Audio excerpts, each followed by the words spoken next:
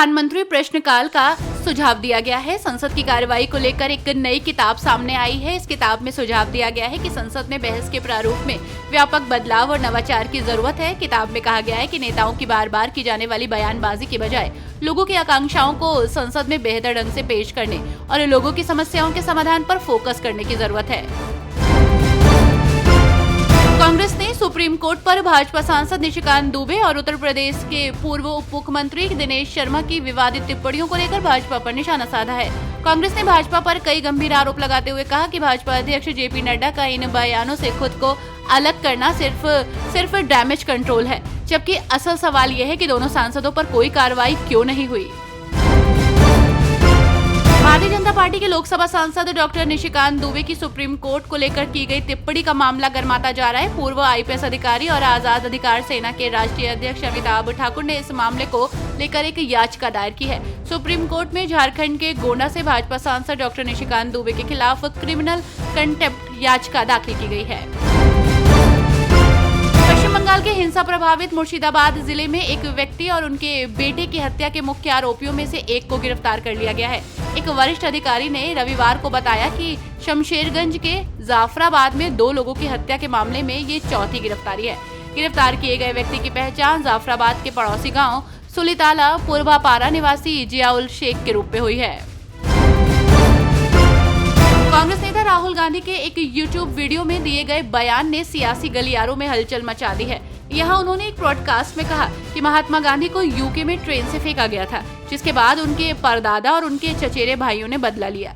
राहुल गांधी के इस बयान पर लगातार रूप से प्रतिक्रिया सामने आ रही है। इस बीच भाजपा सांसद लहर सिंह सिरोहा ने इस बयान को लेकर राहुल गांधी पर तीखा कटाक्ष किया है। साथ ही उन्होंने कहा कि कोई भी व्यक्ति राहुल गांधी से इतिहास ना सीखे। कर्नाटक में सीईटी परीक्षा के दौरान छात्रों से जनेऊ और रक्षा सूत्र उतरवाने के मामले में शिक्षा विभाग ने बड़ा एक्शन लिया। शिक्षा विभाग के निर्देश पर साइंस स्फूर्ति पीयू कॉलेज के प्रबंधन ने प्रिंसिपल चंद्रशेखर बिरादर और द्वितीय श्रेणी क्लर्क सतीश पवार को कर्नाटक कॉमन एड्रेस स्टेट की अभ्यर्थी सुचिव्रता कुलकर्णी को जनेऊ पहनने के कारण गुरुवार को परीक्षा देने की अनुमति देने से कथित तौर पर इनकार करने के आरोप में बर्खास्त कर दिया। कांग्रेस के वरिष्ठ नेता और लोकसभा में विपक्ष के नेता राहुल गांधी अमेरिका पहुंचे हैं और यहां बोस्टन में कांग्रेस ओवरसीज प्रमुख सैम पित्रोदा ने उनका स्वागत किया है। गांधी को युवाओं, लोकतंत्र और बेहतर भविष्य की आवाज बताया है। एक्स पर एक पोस्ट में पित्रोदा ने लिखा, युवाओं, लोकतंत्र और बेहतर भविष्य की आवाज, राहुल गांधी आपका अमेरिका में स्वागत। आइए सुने, सीखें और साथ मिलकर निर्माण करें।